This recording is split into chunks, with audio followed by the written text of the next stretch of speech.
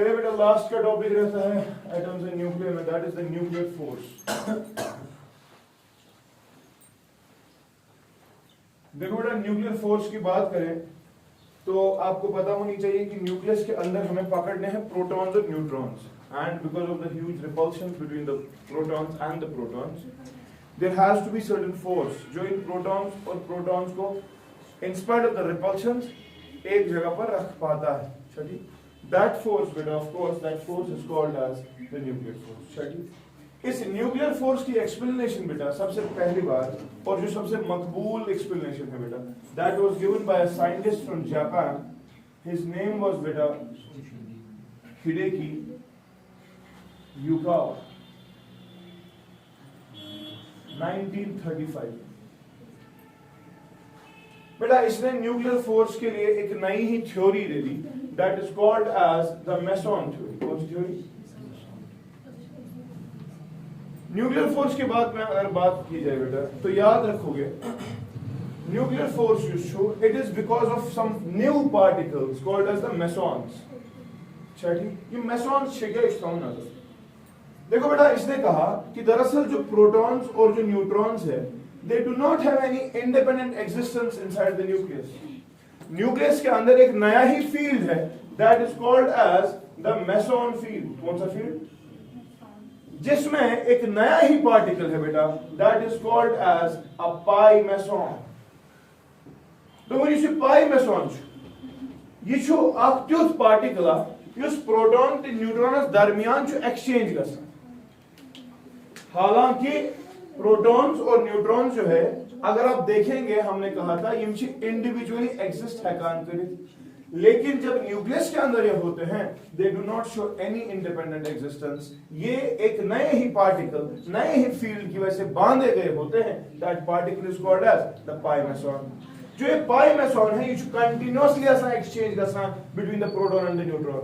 देखो मैं आपको समझाऊंगा, दो शख्स एक ही चीज के पीछे पड़े हैं तो इनडायरेक्टली वो दो शख्स आपस में भी जुड़े हुए हैं ना, वही चीज हो रहा है। प्रोटॉन और न्यूट्रॉन ये दोनों किसके पीछे होते हैं? पाई मेसॉन के पीछे। इफेक्टिवली ये पाई मेसॉन इस प्रोटॉन और इस न्यूट्रॉन को क्या रखता है? इकट्ठे।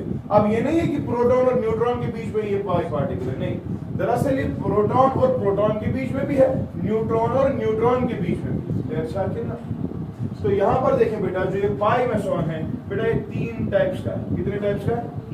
One is pi positive, another is बेटा पाई negative, and then we have the pi neutral meson, pi 0.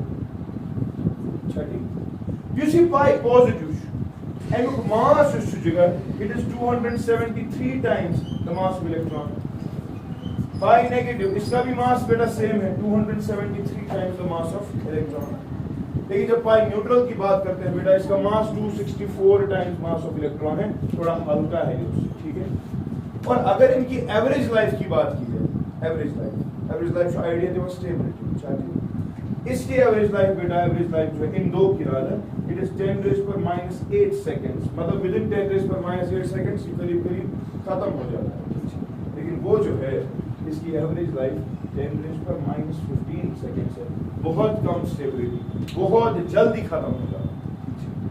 One कितने पाई पार्टिकल्स पावन एक्सचेंज कर सकते तो देखो दबान जो ये प्रोटॉन है ये जो ये वन छुना प्रोटॉन तमाम ये प्रोटॉन ये तब्दील गसान बेस प्रोटॉन तब्दील गसान कित गई by the exchange of a pi neutral meson.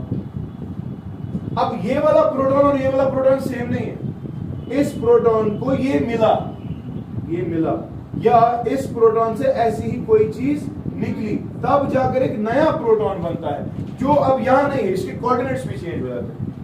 मतलब प्रोटॉन क्या उसका रिपल्शन सो प्रोटॉन से तुथी पन चेंज करन सो जो आख पाई मेसॉन पाई न्यूट्रल लूज करन या आख पाई न्यूट्रल गेन करन जिसकी वजह से वो वहां भी नहीं रहता, वो एक नया ही प्रोटॉन बन जाता है, कहीं और चला जाता है। बात समझ रहे हो? इधर पर न्यूट्रॉन एक दूसरे न्यूट्रॉन में तब्दील होता है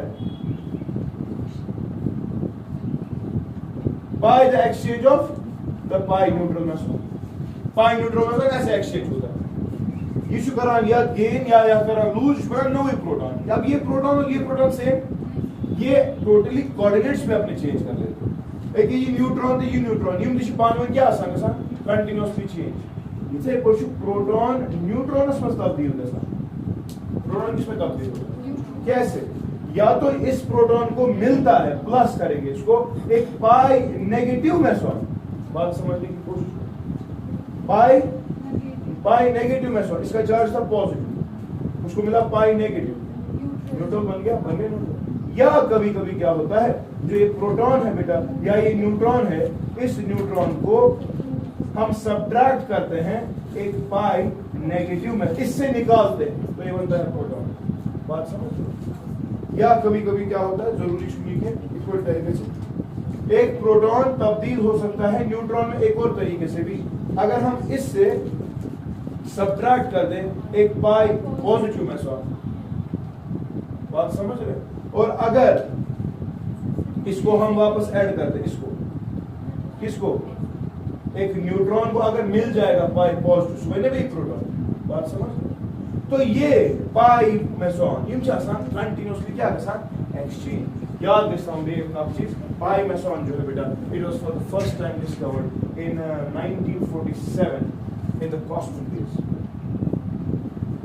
which is hypothetical particle it has been discovered तो समझो पाई मेसॉन की वजह से न्यूक्लियर के अंदर जो चीजें हो रही इंडिपेंडेंट एग्जिस्टेंस अब है ही नहीं प्रोटॉन उसमें ना दूसरे कुछ ना ना ना न्यूक्लियस के अंदर यही प्रोटॉन तब्दील किस में हो सकता है यही न्यूट्रॉन तब्दील किसके साथ हो सकता है and by the exchange of different particles मन क्या शुद्ध ये प्रोटॉन ये ना रिपल्शन मगर दोनों ही बनाया ऐसा कोई पाई न्यूट्रल मिलो ये दोनों इसके पीछे बढ़े हुए इफेक्टिवली ये दोनों इकट्ठे हो गए ना so this is how this proton this meson theory works मैं क्लियर था अब देखो बेटा याद रखो जो न्यूक्लियर फोर्स है ये शुरू चार्जेस पे डिपेंड है ये नहीं है कि प्रोटॉन और प्रोटॉन के बीच में ज्यादा न्यूक्लियर फोर्स है और न्यूट्रॉन के बीच में कम है नहीं जब आप मैग्नीट्यूड देखते हैं न्यूक्लियर फोर्स का बेटा the magnitude of the nuclear force is same proton का न्यूट्रॉन का और न्यूट्रॉन प्रोटॉन का इशू सॉरी क्या comparable force it is independent of the charge charge पे डिपेंड ही करा ये क्लियर चार्ज है ना क्यों क्योंकि आप देखें पार्टिकल एक है कॉमन पार्टिकल उसी की वजह से एक्सचेंज अच्छा समझ गए कि नहीं अब इस न्यूक्लियर फोर्स के बारे में बेटा कुछ प्रॉपर्टीज ठीक है ये दोबारा समझ पाई मेसॉन थ्योरी जरा इसको लिखो according to Yukawa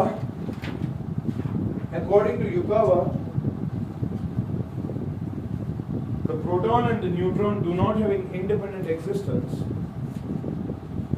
According to Yukawa, the protons and neutrons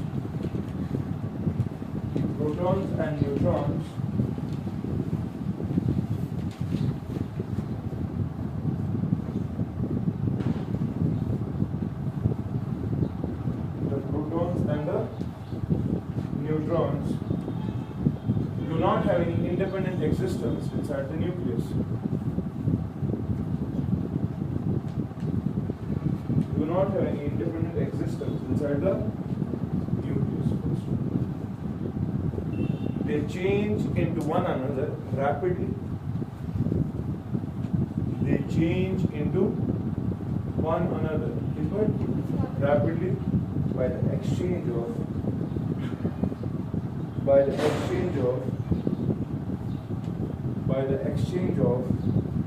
a new particle called as the pi meson.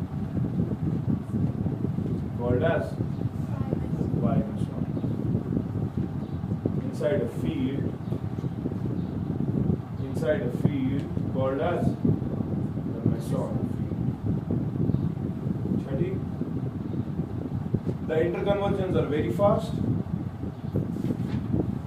The interconversions are very fast. And therefore the identity of the protons and the neutrons changes, and therefore the identity of the protons and neutrons changes continuously. ठीक है जरा बेटा identity कैसे change होती है, ठीक है, किया कुछ properties. Number first properties of the nuclear force. Number first, it is independent of the charge, charge पे डिपेंडेंट नहीं है।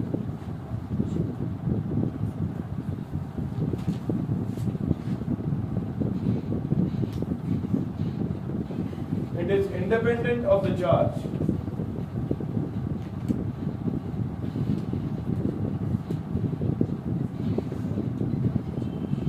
ये देखो बेटा यहां से, अगर ये चार्ज इस पे डिपेंडेंट आशा, फिर ऐसा प्रोटॉन सारी को ज्यादा आशा, क्योंकि प्रोटॉन के बीच में फिर भी रिपल्शंस भी थे। लेकिन हमने ये देखा बेटा कि सबसे ज्यादा न्यूक्लियर फोर्स अगर रियलिटी में चेक करेंगे एग्जैक्ट वैल्यूज, तो सबसे ज्यादा दरअसल इधर पे, और ये तो कंपेरेबल, प्रोटॉन न्यूट्रॉन इनसे कंपेरेबल, चार्ज पे डिपेंडेंट, मगर प्रोटॉन न्यूट्रॉन तो थोड़ा क्या ज्यादा। एक हिसाब से सब सेम है, लेकिन रियलिटी जब चेक करोगे तब न्यूट्रॉन प्रोटॉन वाला फोर्स ज्यादा। अच्छा ठीक, ये होगी पहली बात। दूसरी बात, जब बेटा हमने पोटेंशियल एनर्जी और डिस्टेंस का ग्राफ देखा for the nuclear force, the graph comes out to be like this, ठीक है। इस ग्राफ को अगर आप देखें बेटा किसी डिस्टेंस तक, ये डिस्टेंस जो है बेटा 0.8 फर्मीज, इस डिस्टेंस तक आपका जब डिस्टेंस बढ़ रहा है आपकी पोटेंशियल एनर्जी घट रही, लेकिन 0.8 फर्मीज के बाद जब आपका डिस्टेंस फिर से बढ़ रहा है आपकी पोटेंशियल एनर्जी बढ़ रही है। तो what do you conclude from this part and this part of the graph? शाबाश। देखो जब डिस्टेंस बढ़ाने से पोटेंशियल एनर्जी घटती है ना, तो याद रखोगे बेटा जो सिस्टम में फोर्सेस होते हैं उनका नेचर बेटा रिपल्शन होता है। क्या होता है? और जब डिस्टेंस बढ़ाने से अट्रैक्शन ही बढ़ेगा या पोटेंशियल एनर्जी बढ़ेगी, ठीक है, तो यार बेटा यहाँ पर अट्रैक्शन होता है। क्या होता है बता दो समझ। यहाँ देखो अर्थ और ये पेन, जब मैं इस पेन को अर्थ से दूर ले रहा हूँ, डिस्टेंस बढ़ा रहा हूँ ना, इसकी पोटेंशियल एनर्जी mgh बढ़ रही है कि नहीं? छोड़ो इसको, अर्थ बोलती है आजा वापस, अट्रैक्शन है। डिस्टेंस बढ़ाने से पोटेंशियल एनर्जी बढ़ रही थी, लेकिन nature of the force was attraction. Distance बढ़ाने से पोटेंशियल एनर्जी बढ़ रही थी, nature of the force must be क्या? अब देखो खुद न्यूक्लियर फोर्स 0.8 फर्मी पर क्या और नेचर है का चेंज कर, यानी कि 0. अच्छा ये कहां तक है अट्रैक्शन? इट इज नॉट बहुत सारी डिस्टेंसेस, नहीं 3 फर्मी तक, इससे दूर चला के खत्म, नहीं फोर्स काम ही नहीं करेगा।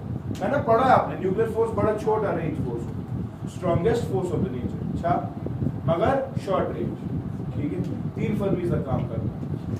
इस वाले पोर्शन में देखो डिस्टेंस बढ़ाने से आपका सिस्टम आपने नजदीक लाया था प्रोटॉन्स, अच्छा रिपल्शन दूर का होगा ना, ज्यादा दूर या ना attraction. So it doesn't depend कि आपको मैंने इलेक्ट्रोस्टैटिक्स में पढ़ाया था प्रोटॉन अट्रैक्ट कर सकते, पॉजिटिव क्या करा नहीं दूर को ना ज्यादा हर दो उसका पानी सी कोई लाड़े मैं भी ज्यादा दूर को बोला वापस लीटर बांध कर, ठीक है। तो this is the nature of the force, ठीक है। अगली बात बेटा, न्यूक्लियर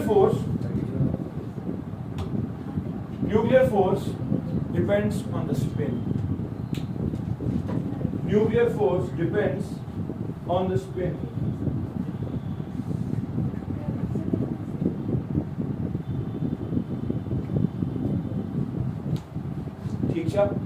स्पिन पे डिपेंडेंट है, क्या मतलब वो देखो यहां से बेटा, अगर आपका स्पिन सेम है, आपने पढ़ा होगा करंट्स पकड़ना सेम डायरेक्शन, रिपल्शन चासा हमारे ज्यादा, तो यहां पर अगर स्पिन सेम होता है रिपल्शन ज्यादा होगी तो न्यूक्लियर फोर्स बेटा स्ट्रॉन्ग होता है। क्या होता है?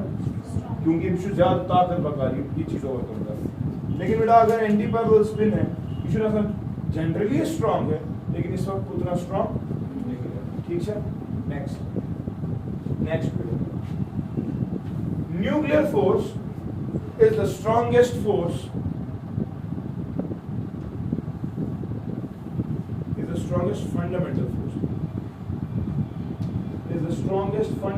force,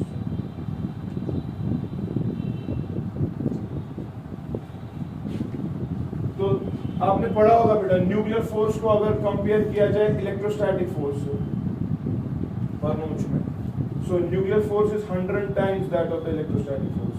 या इन जनरल अगर ग्रेविटेशनल फोर्स के साथ कंपेयर किया जाए तो न्यूक्लियर फोर्स जो है बेटा it is 10⁻38 times that of the gravitational force. ठीक, मगर हाँ शॉर्ट रेंज फोर्स। चलिए अगला बेटा, the nuclear force is not a central force. Central force जो पता जो along the line joining the two, याद है? So it is not a central force and it does not follow the inverse square law. Inverse square law को follow, इतना follow करा कुछ। The nuclear force is बेटा inversely proportional to r raised by 7। थोड़ी सी distance बढ़ाओ, r raised by 7 times से घटता है। ठीक है?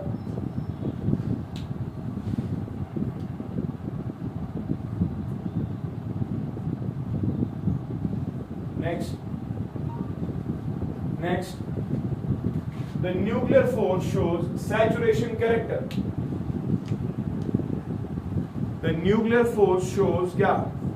Saturation, ठीक है वो saturation character। ये मैंने उस दिन समझा था जब मैंने binding energy per nucleon curve सिखाया। मैंने बोला ठीक है एक न्यूक्लियन को दोस्त बन गए, लेकिन वो फिर उन 4 के बाद नए दोस्त नहीं बना था। अगर बनाई थी तो पजम फ्रेंडशिप क्या सनिंग पड़ा खत्म कर। सो ऐसा रहता है कि एक न्यूक्लियन को डायरेक्ट 5 या 6 के साथ इंटरेक्शन, लेकिन उसके बाद वो 7, 8 के साथ इंटरेक्शन, तो इसकी वजह से न्यूक्लियर फोर्स कांस्टेंट रहता है। ठीक है, लिखो that is a nucleon does not interact, that is a nucleon does not interact with other nucleons, that is a nucleon does not interact with other nucleons but only with those in the immediate vicinity, but only with those in the immediate क्या vicinity, and thus the binding energy per nucleon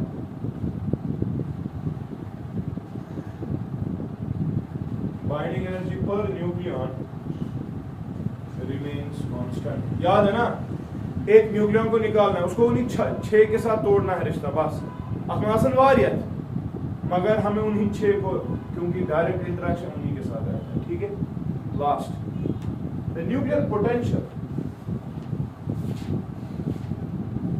The nuclear potential is given by V is equal